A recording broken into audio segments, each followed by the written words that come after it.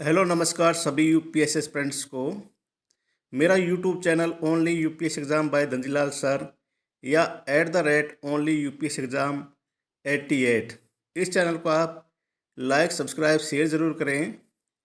इस चैनल पर मैंने 2011 से लेकर 2024 की UPSC prelims previous year question paper solve करवा रहा हूँ।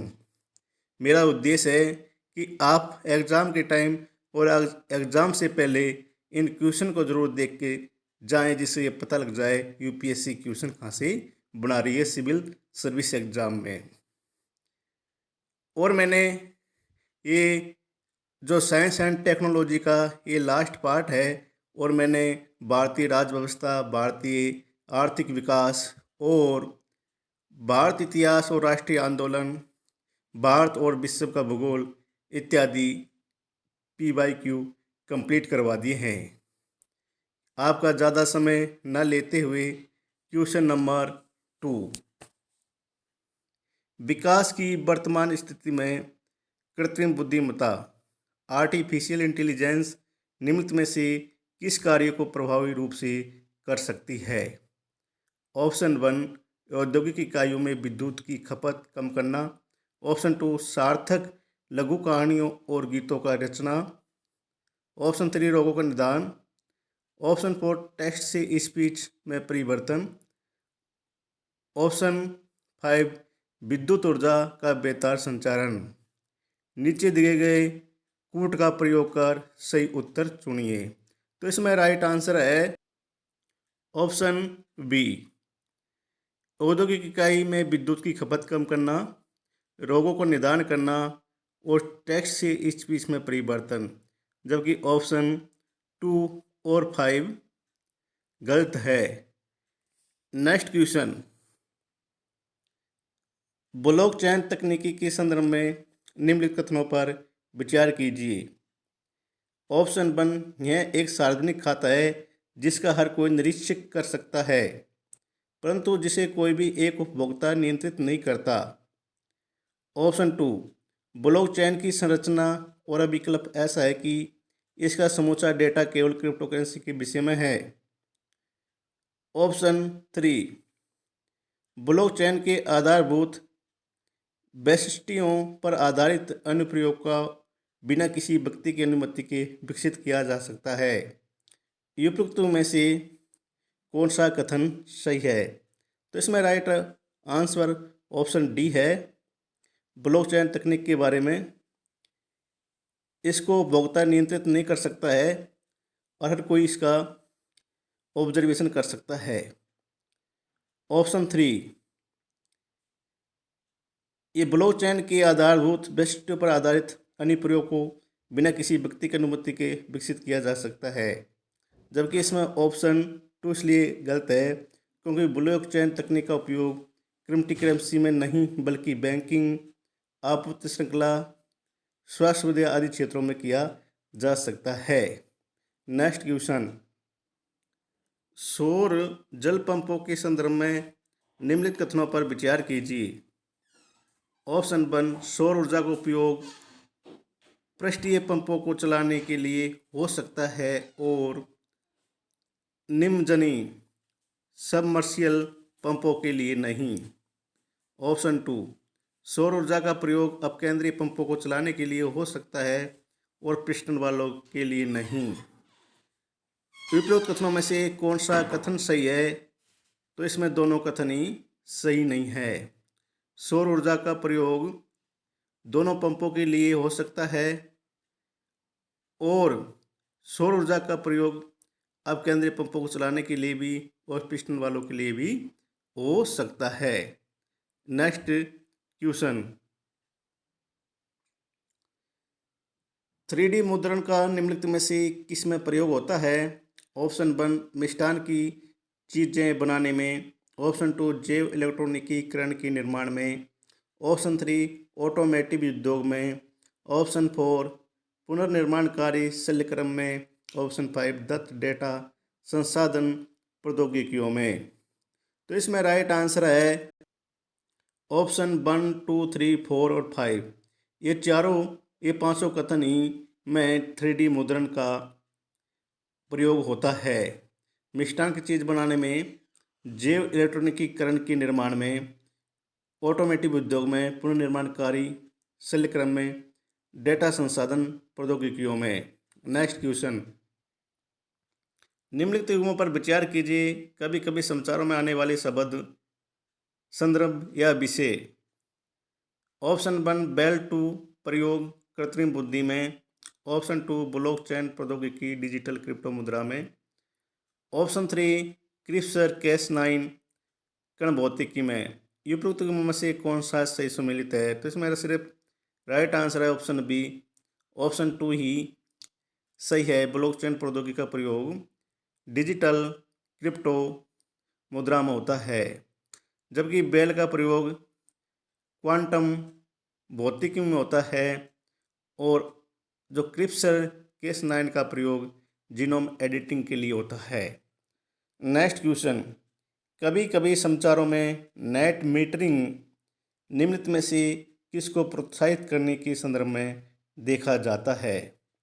तो इसमें राइट आंसर है ऑप्शन ए, परिवारों उपभोक्ताओं द्वारा सौर ऊर्जा का उत्पादन और उपयोग के लिए नेट मीटरिंग जो शब्द है वो समाचारों में देखा जाता है।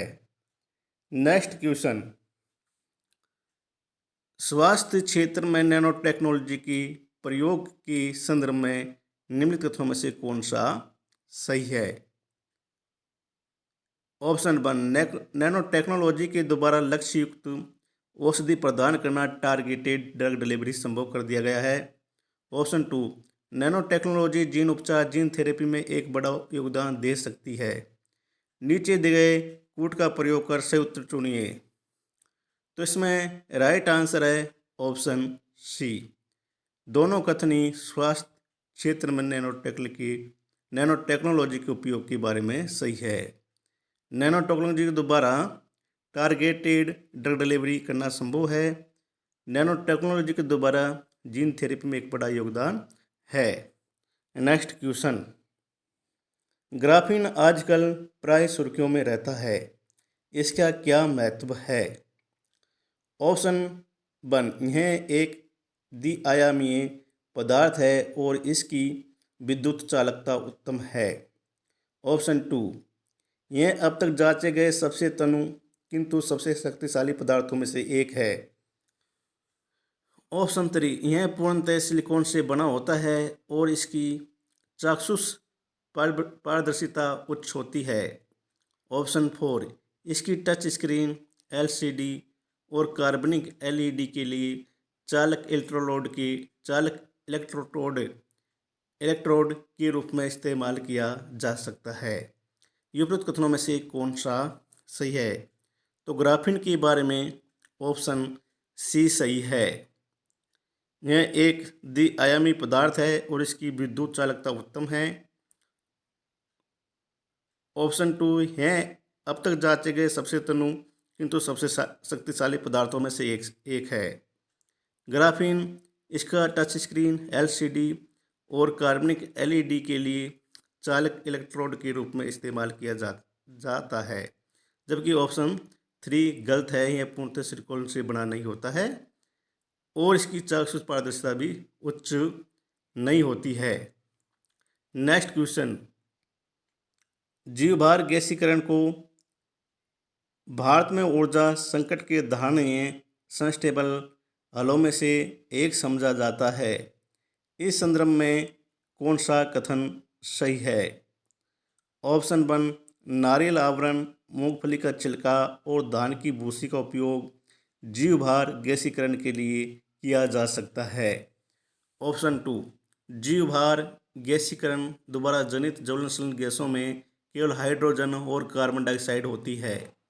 ऑप्शन 3 जीवभार गैसीकरण द्वारा जनित ज्वलनशील गैसों का ऊष्मा उत्पादन में सीधे ही उपयोग कर सकते हैं, लेकिन अंतर्दहन इंजनों में नहीं।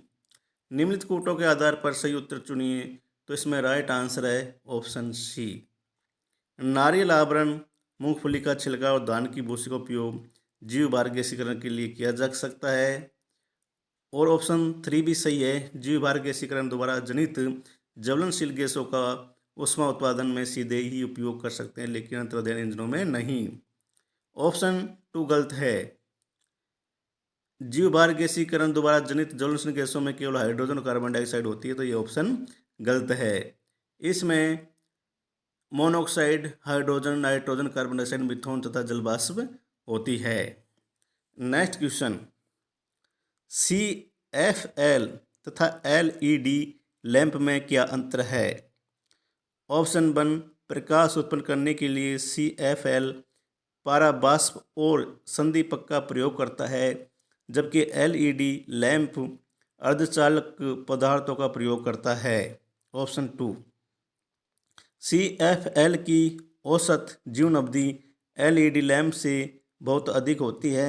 ऑप्शन 3, LED लैंप की तुलना में CFL कम ऊर्जा सक्षम है। उपरोक्त में से कौन सा कथन सही है? तो इसमें राइट आंसर है ऑप्शन सी। ऑप्शन 1, प्रकाश उत्पन्न करने के लिए CFL पाराबाष्प और संदीपक का प्रयोग करता है, जबकि LED लैंप अर्धचालक पदार्थों का प्रयोग करता है। ऑप्शन 3, LED लैंप की तुलना में CFL कम ऊर्जा सक्षम है। ऑप्शन 2 इसलिए गलत है क्योंकि CFL का औसत जीवन अवधि LED लैंप से बहुत अधिक है, इसलिए गलत है। क्योंकि जो CFL की जीवन अवधि है वो LED लैंप की तुलना में कम है। CFL की फुल फॉर्म है कॉम्पैक्ट फ्लोरोसेंट लैंप, LED की फुल फॉर्म है light emitting diode. Next question, option 2, optical disc का नया फॉर्मेट जो ब्लू-रे डिस्क BD के नाम से जाना जाता है लोकप्रिय हो रहा है। यह परंपरागत DVD से किस प्रकार भिन्न है?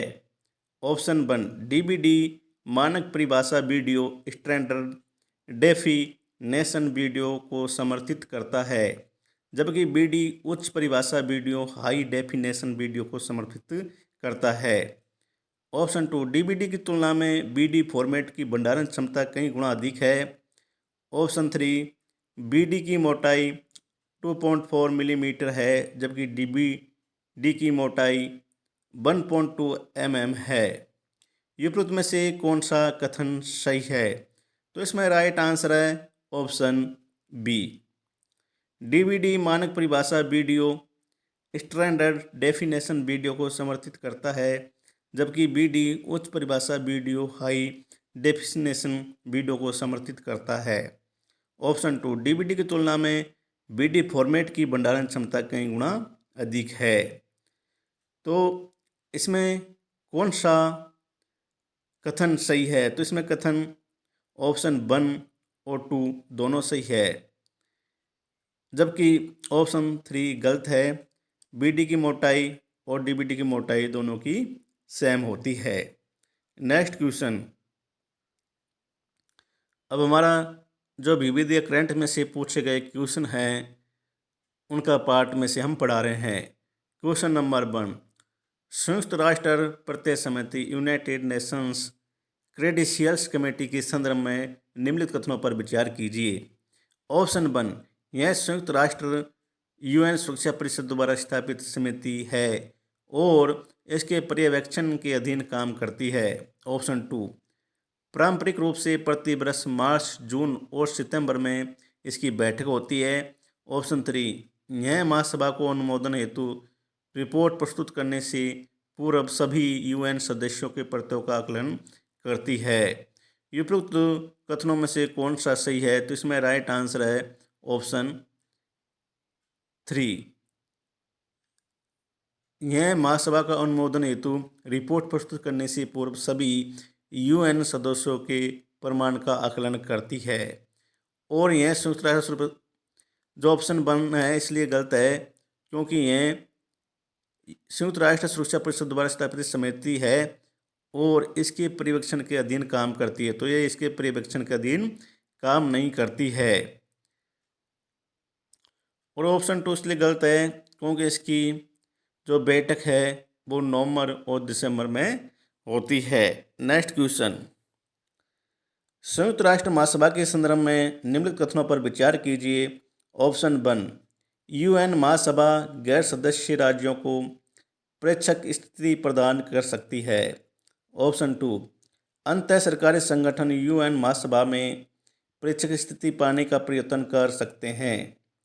ऑप्शन 3, यूएन महासभा में स्थायी प्रेक्षक यूएन मुख्यालय में मिशन बनाए रख सकते हैं। उपरोक्त कथनों में से कौन सा सही है? तो इसमें राइट आंसर है ऑप्शन डी, तीनों कथनी संयुक्त राष्ट्र महासभा के संदर्भ में सही है। यूएन महासभा गैर सदस्य राज्यों को प्रेक्षक स्थिति प्रदान कर सकती है और अंतर सरकारी संगठन यूएन में महासभा में प्रेक्षक स्थिति पाने का प्रयत्न कर सकते हैं। यूएन महासभा में स्थायी प्रेक्षक यूएन मुख्यालय में मिशन बनाए रख सकते हैं। नेक्स्ट क्वेश्चन, निम्नलिखित में से कौन सा एक कभी कभी समाचारों में उल्लेखित शंकाकु द्वीप विवाद का सर्वोत्तम रूप में प्रतिबिंबित करता है? ऑप्शन ए,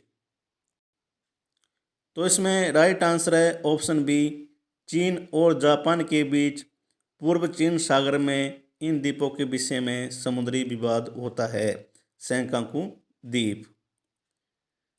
और आपस में दोनों देश चीन और जापान के बीच में विवाद होता रहता है इस द्वीप को लेकर, और ये द्वीप पूर्व चीन सागर में स्थित है। नेक्स्ट क्वेश्चन, निम्नलिखित कथनों पर विचार कीजिए। ऑप्शन 1, यूनिसेफ द्वारा 21 फरवरी को अंतर्राष्ट्रीय मातृभाषा दिवस घोषित किया गया। ऑप्शन 2, पाकिस्तान की संविधान सभा में यह मांग रखी गई कि राष्ट्रीय भाषाओं में बांग्ला को भी सम्मिलित किया जाए। उपयुक्त कथनों में से कौन सा सही है? तो इसमें राइट आंसर है ऑप्शन बी, पाकिस्तान की संविधान सभा में यह मांग रखी गई कि राष्ट्रभाषाओं में बांग्ला को भी सम्मिलित किया जाए। और जो यूनिसेफ द्वारा 21 फरवरी को अंतर्राष्ट्रीय मातृ दिवस घोषित किया जाता है, ये बात गलत है। 21 फरवरी को अंतर्राष्ट्रीय मातृ दिवस घोषित किया जाता है और वो यूनिसेफ के द्वारा नहीं, वो यूनेस्को के द्वारा घोषित किया जाता है। नेक्स्ट क्वेश्चन, निम्नलिखित कथनों पर विचार कीजिए। कथन 1, संयुक्त राष्ट्र पूंजी विकास निधि UNCDF और ऑर्बर डे फाउंडेशन ने हाल ही में हैदराबाद को विश्व के 2020 वृक्ष नगर की मान्यता प्रदान की है। ऑप्शन 2, कथन 2, शहरी वनों को बढ़ाने और संपोषित करने के प्रति प्रतिबद्धता को देखते हुए हैदराबाद का 1 वर्ष के लिए इस मान्यता हेतु चयन किया गया है। उपयुक्त कथनों के संदर्भ में निम्नलिखित में से कौन सा कथन सही है? तो इसमें राइट आंसर है ऑप्शन डी, कथन 1 सही नहीं है किंतु कथन 2 सही है। शहरी वनों को बढ़ाने और संपोषित करने के प्रति प्रतिबद्धता को देखते हुए हैदराबाद को 1 वर्ष के लिए इस मान्यता हेतु चयन किया गया है। ऑप्शन 1 इसलिए गलत होता है कि हैदराबाद भारत का एकमात्र शहर है जिसे ऑर्बर डे फाउंडेशन और संयुक्त राष्ट्र की खाद्य और कृषि संगठन द्वारा 1 वर्ष के लिए 2020 विश्व के वृक्ष नगर के रूप में मान्यता दी गई है, जबकि इसमें संयुक्त राष्ट्र पूंजी विकास निधि और ऑर्बर डे फाउंडेशन दे रखा है। इसमें संयुक्त राष्ट्र पूंजी विकास निधि की बारे में गलत दे रखा है, इसकी जगह FAO है, food and agriculture organisation. Next question, वर्ष 2000 में प्रारंभ किए गए लॉरेंस विश्व खेल पुरस्कार लॉरेंस वर्ल्ड स्पोर्ट्स अवार्ड के संबंध में निम्नलिखित कथनों में से कौन सा सही है? ऑप्शन 1, अमेरिकी गोल्फ खिलाड़ी टाइगर वुड्स इस पुरस्कार का सर्वप्रथम विजेता है। ऑप्शन 2, अब तक यह पुरस्कार अधिकतर फार्मूला 1 के खिलाड़ियों को मिला है।